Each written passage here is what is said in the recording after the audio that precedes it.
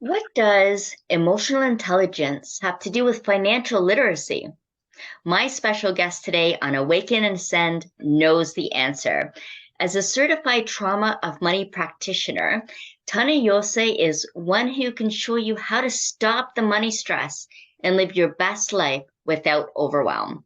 Today, she's joining me from the Gold Coast in Australia to share how we can access our inner wisdom to restore our money, emotional intelligence, and create conscious wealth and legacy we are proud of.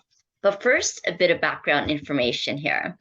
So, Tana rebuilt her finances in her 50s after losing everything when she was 40 following the breast cancer and financial bankruptcy, and this was despite more than a decade of experience in the banking industry. Since then, she has overcome her own shame and has helped hundreds of families rebuild their finances from scratch too, no matter how messed up their money situation might be. Tana is most proud of her new mobile money bestie app, which is the emotional intelligence approach to financial literacy. It's the pocket bestie we all need to stop money stress and create a happy, healthy life without shame and overwhelm. And she also applies her Pivot Your Money program. She also shares her story to inspire others. And when she's relaxing with her hubby Sam and their family, they also include the four beautiful grandchildren. I'm so happy you're sharing the time with us today, Tana. Welcome. It's so great to have you here. Oh, thank you. It's so amazing to be in this space. Thank you so much. Yes. And what a journey that you've been on, many pivots that you've taken. And as you say, you've helped hundreds of families to do the same too. And I really love that. I love when people can really embody their truth, really deepen and step into their passion. And I see passion as when you break up the word, pass I on. And that I being your soul's Mm. expression of what you're here to pass on in this lifetime. And quite often that can come through devastation, through tragedy, and create the biggest, largest, expansive transformation in our lives. And for you, it was financial bankruptcy, it was breast cancer, and probably more things that were added into the mix. And I'm curious how you were able to navigate that. And I'm very curious how emotional intelligence and financial literacy relate. So I know you're going to bring it in all together for us, but I am curious how that transformation happened for you. Yeah, that's a really good question because I know that there are a lot of people out there that have gone from wealth and then lost it all and then just given up. But for me, it was this yearning to learn more. And I thought I had it all together, being in the banking. I was one of the higher performing lenders within the bank. And then shortly after that, I went into mortgage brokering. I had my own mortgage brokering business.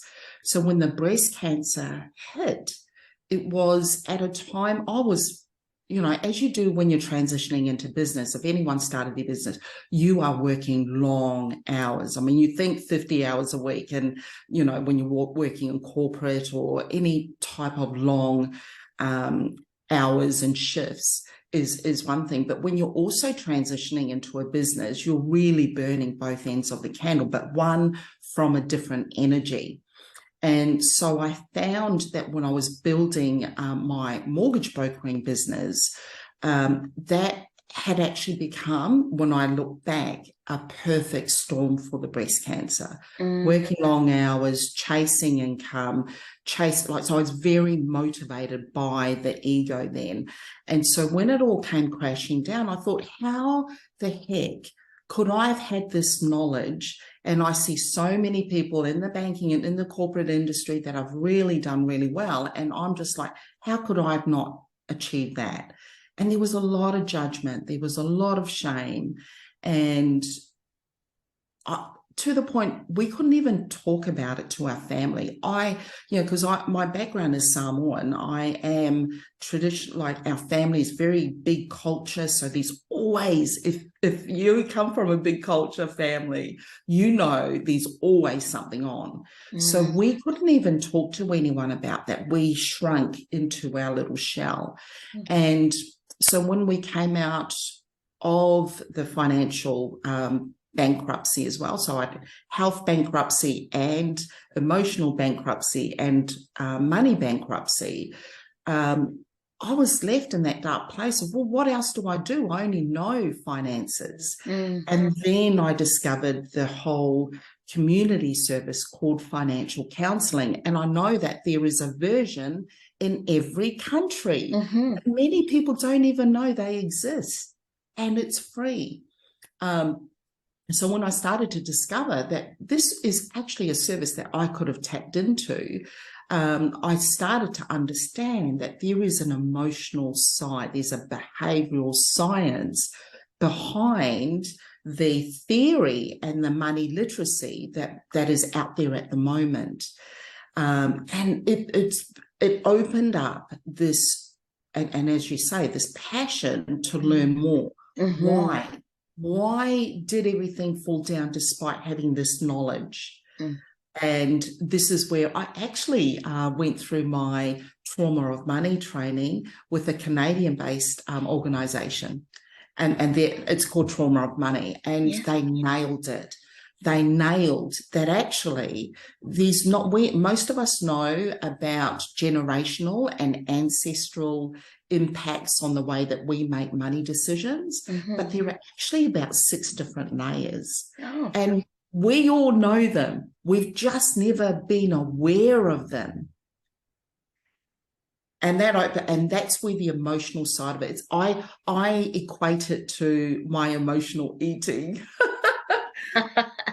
And, we often spend to soothe. As for me, it's chocolate and soothing.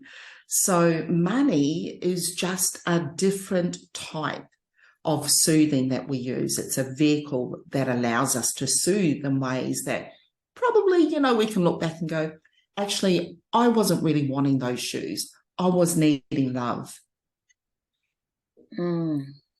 And so this, as you can imagine, this opens up a whole different area of understanding. Money literacy is important, don't get me wrong, but that's the 6th part of the phase. The early phases are actually healing trauma and healing what's been going on for us around our spending urges, around our, avoidance of money, around us not being able to have a conversation with our partners around money without fighting. So I've gone on a huge tangent there, but no, this is perfect, and it's got me thinking and seeing things in a different perspective. And just trying to wrap my head around this idea of money being a soothing thing, that might be feeding a need that we weren't even quite aware of, like you say, love rather than the shoes. What's the spiritual need that's being met by this this exchange of money? And yet you also talk about the trauma of money. So there's this conflict, this internal struggle perhaps between trauma and soothing, and so can you share a little bit more about that? Absolutely. And so in the early stages, in fact, we spend a lot of time in that space, because what we do is we identify where shame is coming from. So 9 out of 10 women, if I use that as a stat, it's 8 out of 10 women are not comfortable talking about money. Because there's a level of shame that comes in, or we avoid money. And often much of that behavior has to do with our nervous system. Our nervous system, if we are self-soothing, we're often doing it because we are dysregulated. And how that links into trauma is I'll use the example of generational trauma. So if our parents have had, not so healthy relationships with money, they've tried their best, but we might have taken on some of their stresses around money, that automatically stores within our body and creates a trauma response. Let's say we wanted to, we open the cupboards, and whilst we've got all of our staples in there, we're just like, no, the cupboard is really empty. We go into a scarcity response. That opens up, that triggers trauma, which then dysregulates our nervous system. And so when we get to understand, what's happening there? My body's feeling a bit dysregulated. We actually can learn and resource ourselves to interrupt that and really soothe through natural resources that we have at our fingertips. So trauma does have a lot to do with it. I mentioned these 6 different layers. Another one that most of us could be relational trauma, and how we relate to institutions like banks.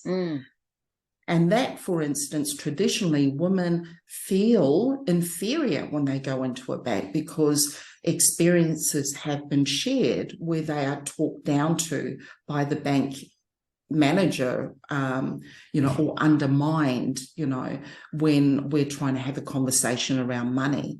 So that also then triggers a trauma response. I don't think I'll go in and talk to anyone about my bank statement, because even though the bank, it doesn't look like those transactions look right, I go into a trauma response just picking up the phone to talk to them.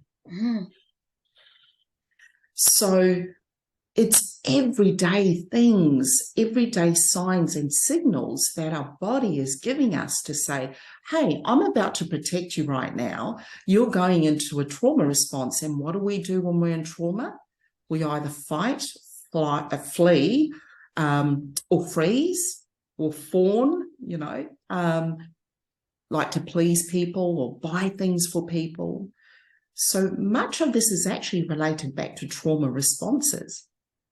Interesting. And you mentioned in that too about where is the source of shame?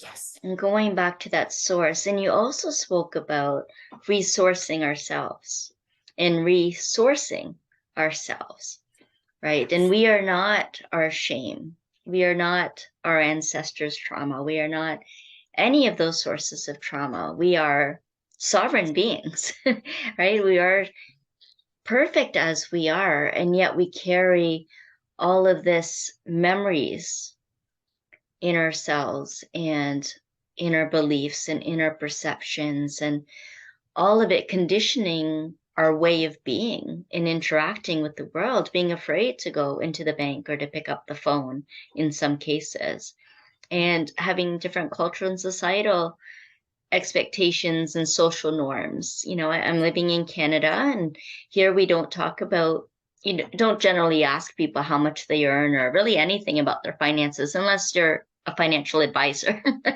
right? Yes. And someone who's assessing that. And you're right, we do have financial counseling here as well, and credit counseling. And like you say, it's in every country. And when I was visiting in Thailand, one of the tour guides and I were talking during the tour and sharing some personal information as well, besides what, we were seeing at the time. And she was sharing how, people will go to the bar or the social clubs, and it's very normal in Thailand. Just one of the first questions, not how are you? It's, so how much money do you make? It's completely different.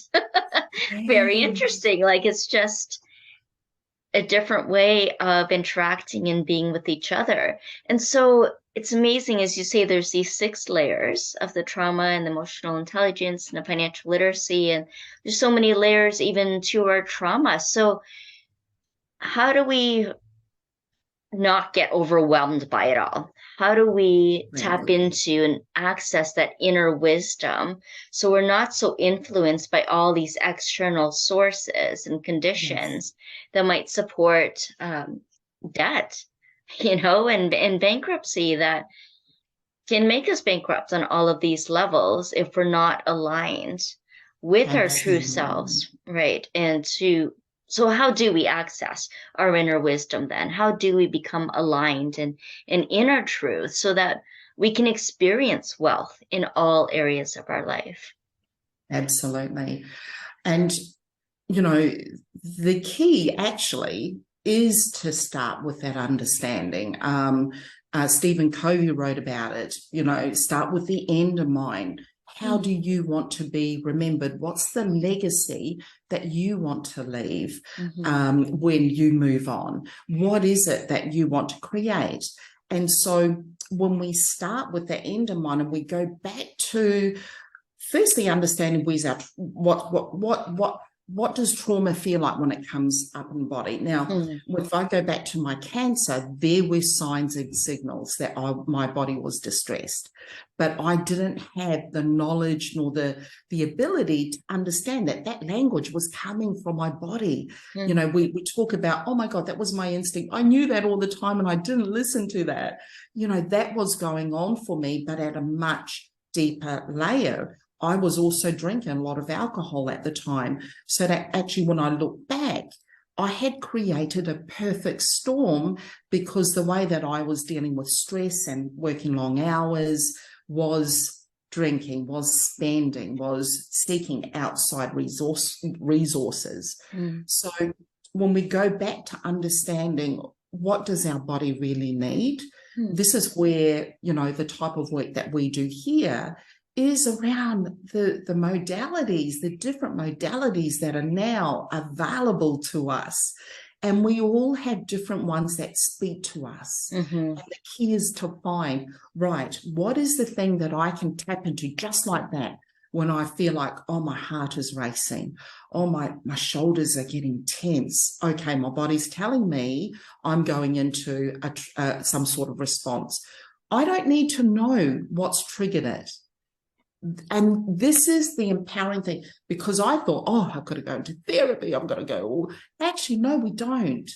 And, the thing is, and this is a nugget that really dropped for me was, we just need to understand that our body has buried that for a reason. And sometimes we just need to know, okay, body, I'm hearing what you're telling me. I'm going to time out. I'm going to step back. I'm going to do some breath work. I'm going to do some nourishing work. And then we'll sit back in safety, right? And then I can start to re-engage my thinking brain, because what we do know is when we're in a trauma response, our thinking brain flips out of action.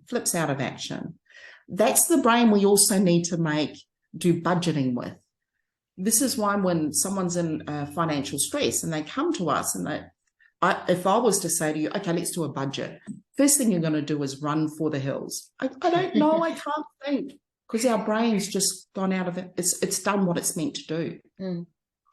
So our first step is to understand when we're going into a response, and then nourish it in the way that we've practiced. So it could be meditation, it could be yoga, it could be taking your shoes off and walking out in the grass. It could be just stepping out into the trees. For me, it's a visual, like it's trees. It's just feeling really safe and grounded again.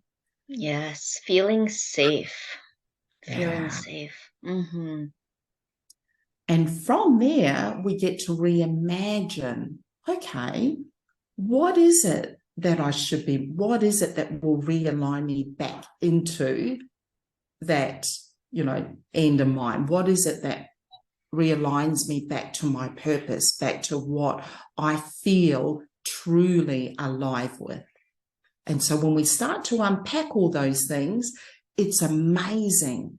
All your spending, if you're going out to the shop, my clients, we get to build this muscle. I'm going to a shop and I see these amazing shoes. I get to pattern interrupt and step back and go, okay, what about I go and sit down and have a cuppa and I'll just let my thinking brain come back in.